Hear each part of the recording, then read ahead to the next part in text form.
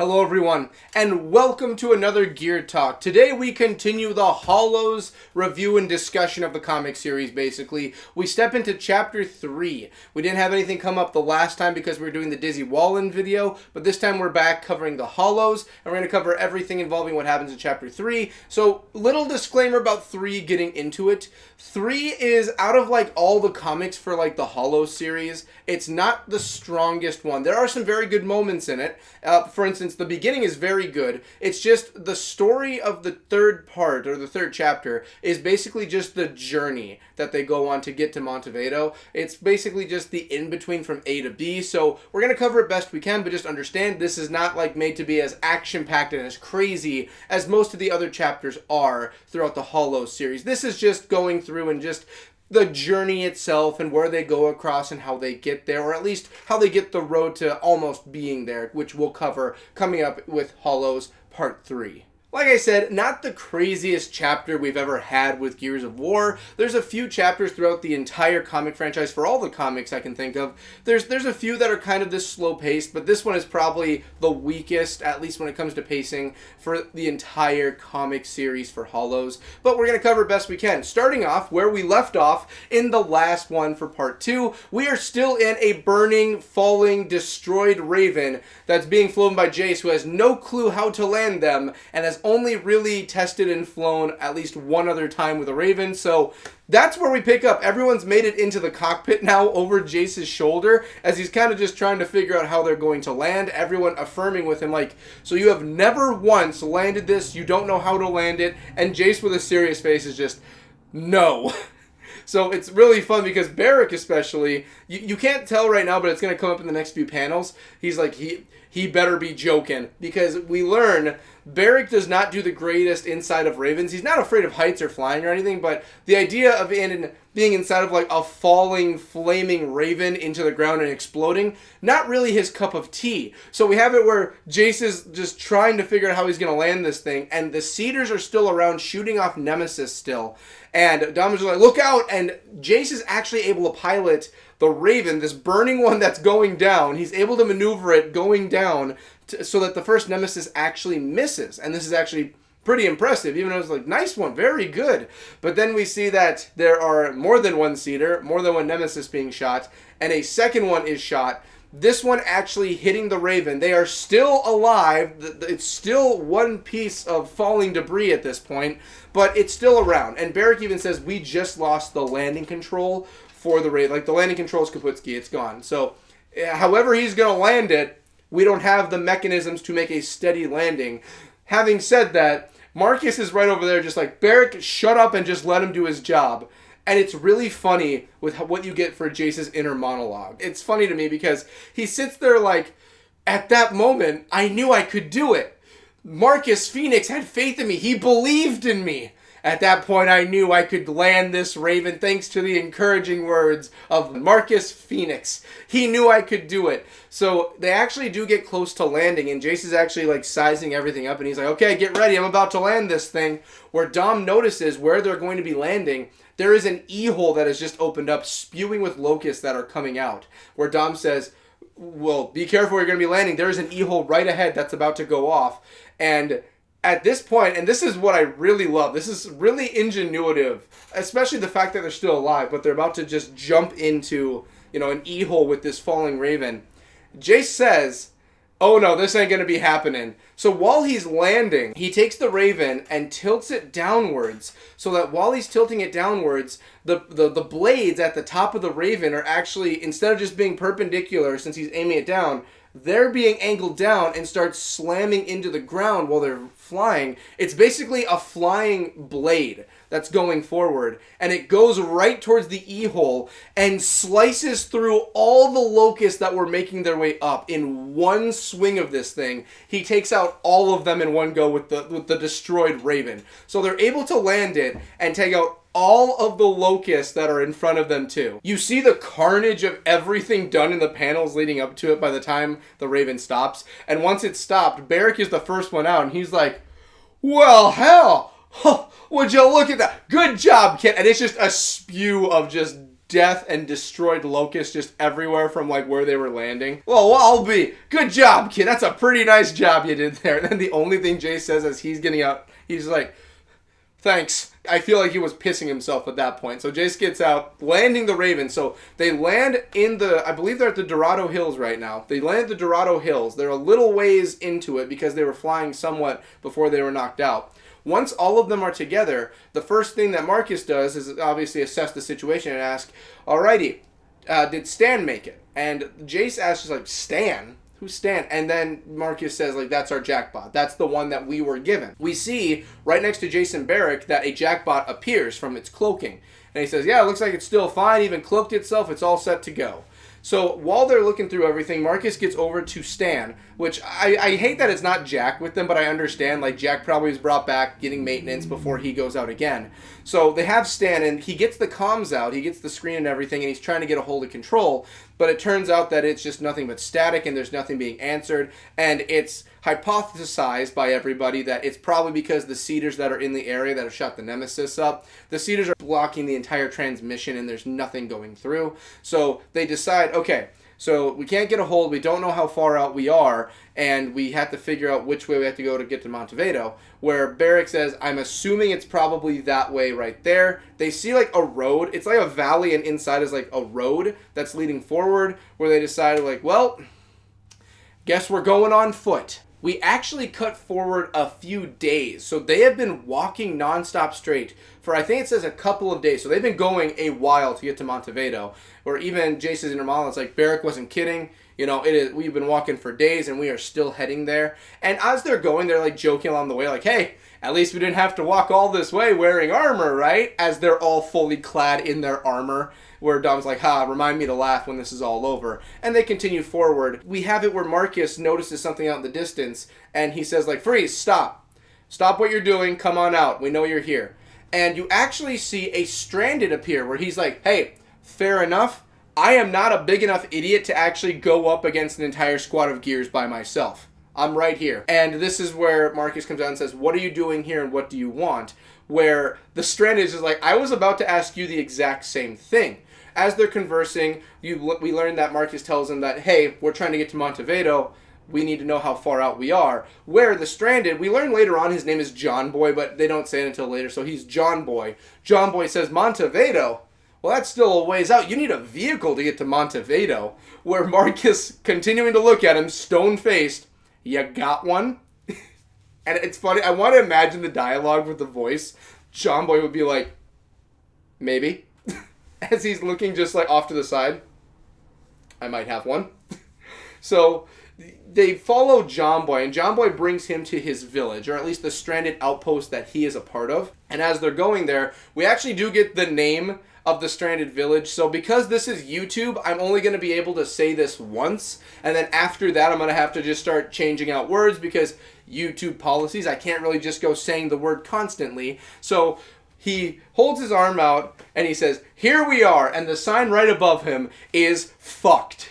As we go through this section of when we're introduced to the city of Frucht, we have it where, as they're looking around, we have Jace's inner monologue where he basically goes over the Stranded and what they are. And as we've talked about before with what the Stranded are, basically these were the people who during E-Day, they were just civilians like everyone else, and then a year later, when everything was going to shit, we have it where Prescott laid down the hammer strikes that were going to happen, gave people basically like 3 days to get to Jacinto throughout the entire country, and if you didn't make it, the hammers were going to be fired off, and anyone who was on the ground for those they were killed. The necessary evil had to be done. It's a whole other explanation with Prescott's mindset when that was done. So they went through and did that, and the people who were not able to make it to Jacinto that did survive essentially became stranded. They were stranded by the cog out in the world. And we have this as one of the villages, and Marcus actually asked them while they're there, like, how long have you people been here? Where John Boy says, we've essentially been here since E-Day surviving. We've been doing our best to survive, and this is just where we find ourselves. But recently, something has angered the Locust even worse than they normally are. Normally, like, we can handle the situation and survive here. Handle's a good word. They can basically get around being killed by the Locusts. But something's really ticked them off. Where Marcus is sitting there like, probably the light mass bomb that went off that angered them. So, what's the situation, and how can we get that vehicle you may have? And this is where he says, well, we can be able to help you, but there's something you need to do for us, and we'll help you out. During all this, before all that happens too, Jace also asked him, like, why is the town named Frack?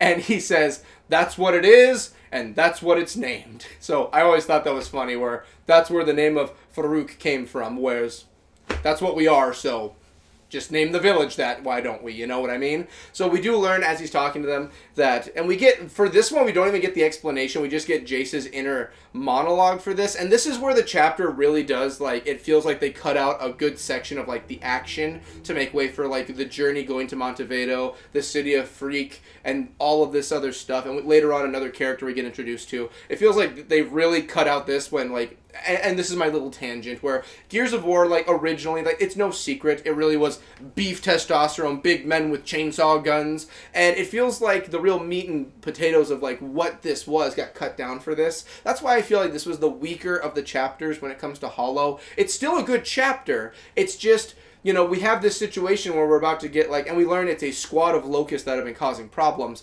Squad versus squad, Delta's going on in to mop up this, and I think it would have been a really nice showing of just, like, what this current squad's able to do in a firefight heading into the battle instead of being surprised.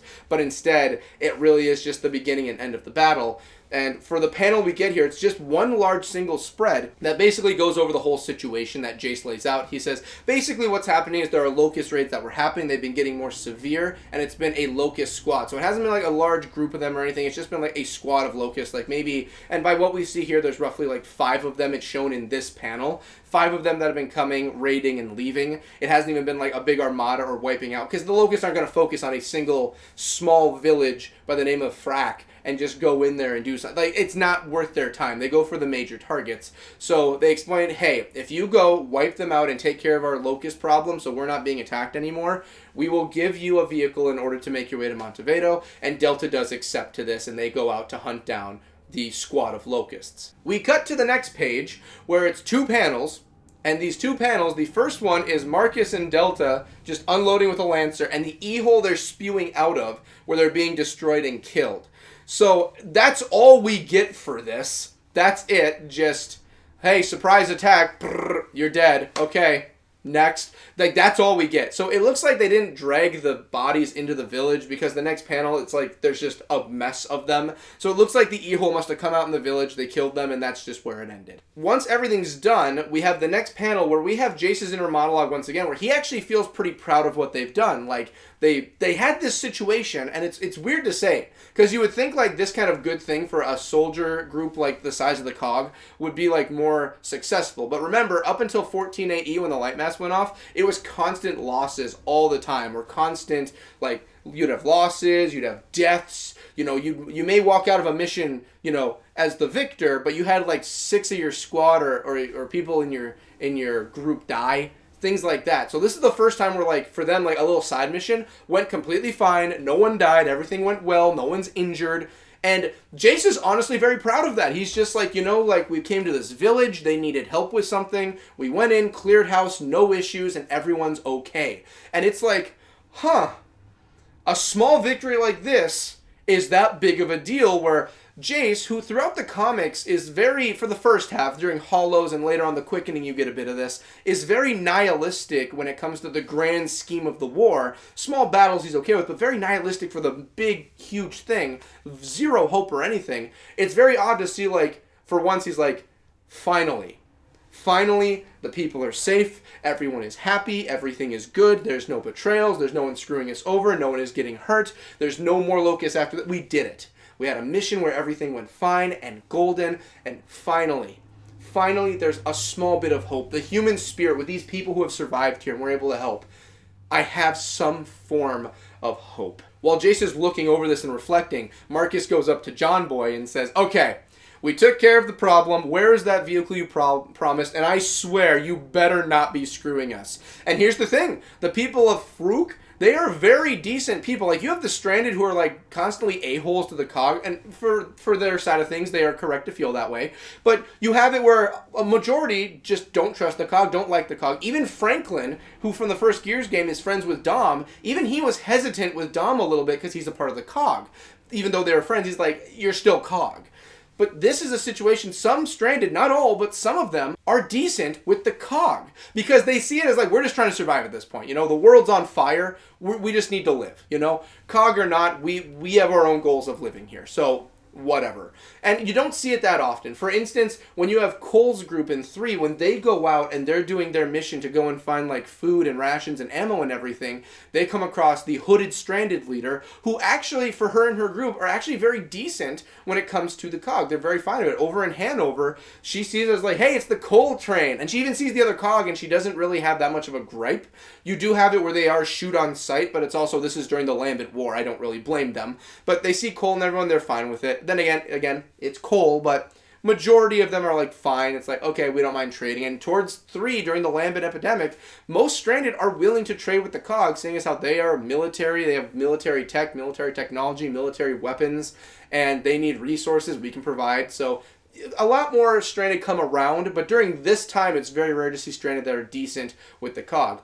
And again, John Boy's the man of his word. He says, hey, you got it right here. And they call it a junker, but it's basically like an APC for them. And it's just like really decked out. And it's just like, it's got like skulls and everything on it. And it's just ready for war. And you can tell it's basically not barely able to run. But hey, it's like, hey, we promised you a vehicle.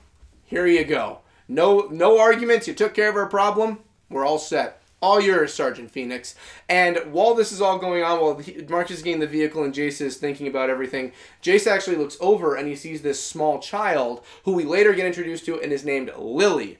Lily is a character who will be joining them on their journey to Montevado. Lily, as we learn, is just a small little child, and as we get through the next few pages, she was actually left here by her parents because her parents were going to Montevado also to see if they couldn't find a safer area, but they didn't know what they were going to be finding or like if they were going to find resources or anything, so they left Lily over at Fudge because they believed like she'll be safe here, and if it is a dangerous trip or something happens, at least she's here and she's safe. And that's what John Boy explains to everyone when they asked about, like, why is there just a small child here without parents by herself? And this is the Locust War too, so that's just a normal thing for people not to have family around, but apparently she does have her family still. They are just going to the next city they're heading to. Dom asked, they thought here was going to be a safe option compared to anywhere else because, again, this town is named, Freezy Pop. So they look at John Boy, and John Boy is like, there is nowhere safe. Like, it doesn't matter where they put her. Like, this is probably the safest place compared... Would you rather be inside the oven or on top of a frying pan?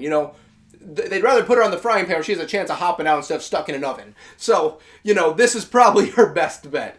And Jace sees a lot of himself in Lily during all of this. One of the pages we get, he sees himself when he was a child looking over his family that's gone and everything that's destroyed, because you get a panel, and you kind of have them side by side from one page to another, where Lily reflects a lot of what Jace was when he was a child, where Jace comes up to her and says, hey kid, are you still waiting for your parents? Where she's really quiet and timid when they first meet, and she's like, yeah.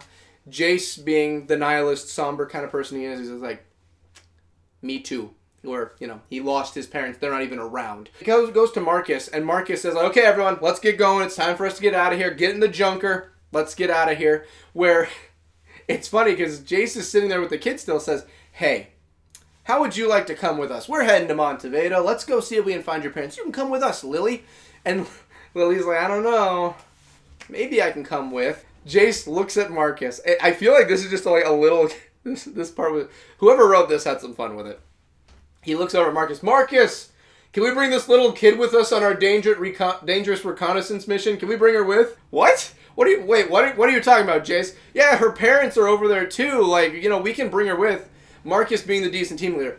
Jace, I understand what you're thinking. I see what you want to do. He stops there. John Boy comes back into the picture.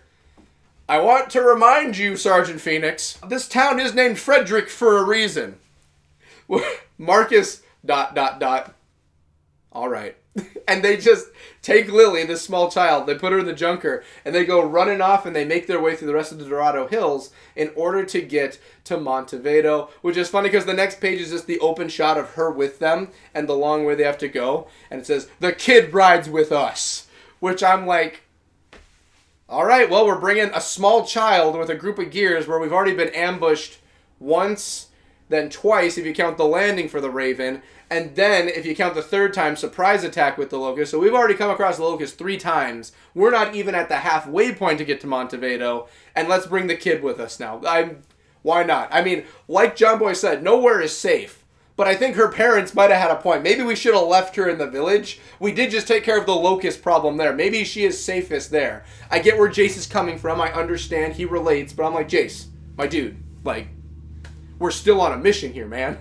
But hey, who am I to judge with Jace? Like, maybe he knows a lot more about the orphan situation. Well, she's not an orphan, but the children alone situation than I do. Maybe he's the expert. While they're riding through the rest of the hills, we actually have the scene where Jace sits down with Lily and they start talking, where he starts off just like, hey, what's your name? And she's like, my name's Lily. And we have his monologue mixed in with his dialogue here. So, and nothing against his monologue, and I get that this is like Jace's story. It's just like, I feel like for this situation, like, you really could have had more of the dialogue itself and less of the monologue. Again, I wasn't the writer or anything, but you really do have it where it's a back and forth with his conversation than his inner monologue, and it really feels like we're getting 2 different things going on here, reflecting what they're talking about here. So while they're talking, his inner monologue is like, hey, she's a really sweet kid, she's really nice, and I really do want to get her back to her parents. You know, she just wants to be with her folks. She seems really good. He goes back to conversation. He says, you know, we're going to find your parents, right? We're going to get you there. You're going to be happy. It's going to be great. She says nothing. And then it goes back to him. And it's really funny with this one because it goes back to back with the panels where he's really happy. And then it immediately goes to really sad. So you have really happy Jace, sad Jace. And there's no in between. He just right away. So He says that to her. She has no response because you can tell this child's probably already been through a lot being a stranded child. So she just looks away and he looks at her and says, I know we're going to, I promise. Going back to his inner monologue where he says, you know, I promise that, but it really is probably a long shot. Speaking of long shot, we go outside of the junker. A shot has been fired and takes out one of the tires that's on the junker. So they actually get stopped where they are because it probably is a long shot. So I thought it was a funny little transition from it's probably a long shot, and a long shot just took out the tire, where they're now being stopped. Marcus says we've been hit, and they have to pull over and stop the junker. Once they are stopping the junker, you actually see a hand make its way out of the ground, and we see that an E-hole is opening up right where they are. So they probably had a scout sniper out that took out the tire, and it was a purpose shot too. It wasn't like they just shot, randomly hit the tire. Like, they purposely stopped it so that they could get the gears to come out, and then the E-hole was going to be coming out, and they were going to just take them from there by surprise. So when they came out, the gears did. Here's the thing, and they say it in the monologue here, where it's like, you know, they were trying to take us by surprise, but we're no amateurs. Because of the fact that you do have Barrick that's inside of there who has fought Rom. You have Marcus and Dom come out who have both fought and killed Rom and are all very decorated soldiers all the way back to the Pendulum Wars. And Jace is still in there and he is the final one to make it out. So they're fighting off all the locusts that are coming up and trying to climb up aboard the junker to fight them. And while all that's going on, Jace is inside and tells Lily, hey, stay in here, you're going to be safe and fine. I have to go out and fight to make sure everything's okay. Just stay right here. Jace makes it out. And then as he comes out, the final one out, he says, when I came out and I felt like I was invincible. Like, nothing could stop me. There was a kid's life. She was depending on me. And there wasn't anything that was going to stop me. And as he says that, you see Dom point to the distance, Brumok! And then it says, really sucks sometimes. So as the Brumok is coming in, because it's a ways out, but it sees them and it's making its way in. We have Marcus get back on his comms and he's trying to call Control. Control, this is Delta. We have a Brumok. We need support. We need backup. Something. Anything at all. And there is no response still. Damn it. Comms are still out. Cedars are still in the area. They're still jamming. We have to figure out something. And then he says, oh. As he says that, they look over. All 4 of them are like in this little area with a rock wall behind them. And on top of this other rock area is the Brumok towering over them as they're just looking up. And this is where we get to be continued, where we'll be getting part 4 later on when they have to deal with the Brumok. So, that'll do it. This one went by pretty quick, I'm not going to lie, because of the fact that it really is just the journey of after the Raven lands to trying to get to Montevado, and they basically have their little side quest in the town of Farikadoodle-Doo. So, they take care of that, and then they just kind of make their way forward. So I don't think the chapter is really bad. I don't think it's like horrible. I just think that the pacing is kind of just like all over the place. Like you have decent pacing when you have the Raven situation, and then I think it's a good call to cut ahead when they're walking a few days because there's nothing happening. They come across a stranded and they're taken to the village, and that's like okay right there, I think. But then you have it where, okay, the big battle to decide like us getting this, like the quest we have to go on, 2 pages. And really, one's a full page and then 2 panels, and it's done. It's over. And then we bring the child along, which I understand why Jace would have his mindset for that, but it really is like there's no point to this. So they go and do that, and then they go on the junker. We only get a few pages with them in the junker where the tire is then blown out, and now they are in another assault, another ambush from the locusts, which is like, why would we bring the child when this has already happened like 2 other times, and then we fought in a battle to make it 3, and now we're up to 4. I feel like the decision-making and the pacing is just kind of off for this. Still, it's a decent chapter. Just compared to everything else we've already gotten, I feel it's just not up to the same level. Still pretty good, and next time we'll be looking over part 4. So I want to thank everyone for watching. Thank everyone for making things possible. Thank the patrons for making things possible. And when we come back, we'll be continuing our journey throughout Hollows. I'll see you on the next one. Later!